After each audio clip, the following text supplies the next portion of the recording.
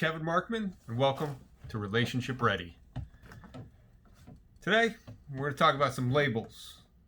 One of them, narcissist. Are you a narcissist? Am I a narcissist? Are you dating a narcissist? If you married a narcissist, are your friends narcissists?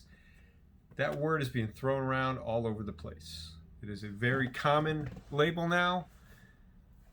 In order to be labeled, you got to be labeled through a thorough process of assessment, evaluation, and diagnosis by a qualified health professional.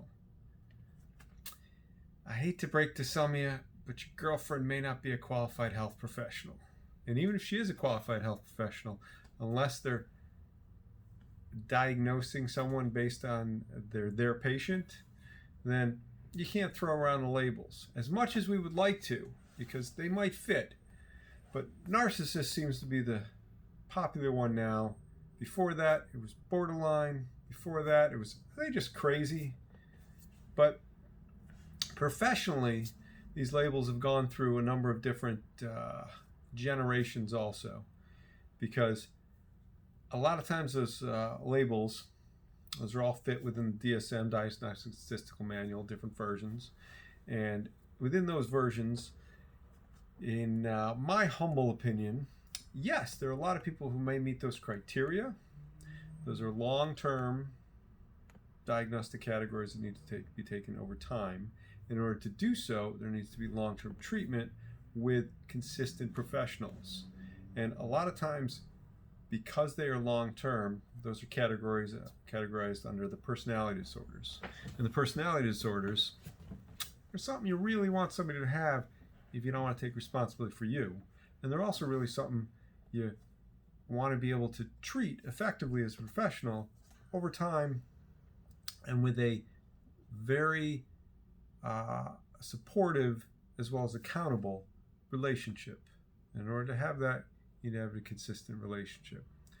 One of the hardest parts about treating someone with a personality disorder is the admission of it. Just like with alcoholism and drug addiction.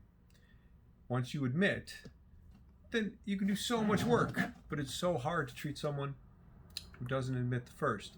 This is not an excuse to go out to your partner and go, hey, just admit you're a narcissist, and then you can get better. No. It's something somebody has to come to terms with themselves and be able to move forward through, to be able to work together with their professionals that they're working with to be able to do. But these labels, there's always been a popular label. Maybe now it's not narcissist. For a while with children, it was ADHD was the most popular diagnosis, and everybody was ADHD. But then it switched to maybe bipolar. And that became a bipolar diagnosis that maybe before borderline, people were like, my partner is bipolar. My kid is bipolar. And a lot of times, not only for professionals, but for everyone, those become cop-outs where I don't know what to do with them. I don't know how to help them. I may not have enough training. I may not have experience. I may just be fed up. So that's when the label comes out. So number one, check yourself. If you're feeling frustrated, if you're feeling annoyed, if you're feeling fed up, maybe that's not the label. Maybe that's your frustration with them. But if you have a long-term relationship and really want to support someone who may have that, you would work together with them and get help. Because you will not be relationship ready if one of the cornerstones of having a difficult relationship is working with someone or dating someone, or having a relationship with someone who has a personality disorder. Doesn't mean it can't happen. It happens all the time. But in order to be aware of it, you need to do the work, and they need to do the work.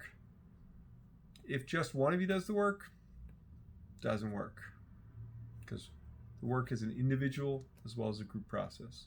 And it's important for each person in that partnership to be able to go, here's my part, here's your part. And if my part is I have a personality disorder, I need to work on my personality disorder.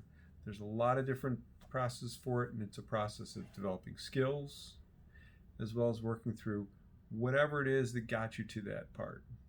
A lot of times it's trauma. A lot of times it's rejection.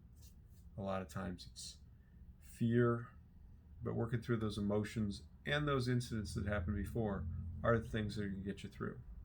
Because we can all have hope, even hope for relationships with somebody with a personality disorder, or if you have a personality disorder. You've had relationships. Some part of your relationship has been successful. The work is figuring out how to make the rest of it as successful as the parts that were good. And we'll talk about when the parts are good and when the parts aren't good in different parts of the relationship. Ready? So, I hope this is helpful. Think about labels a little bit different way.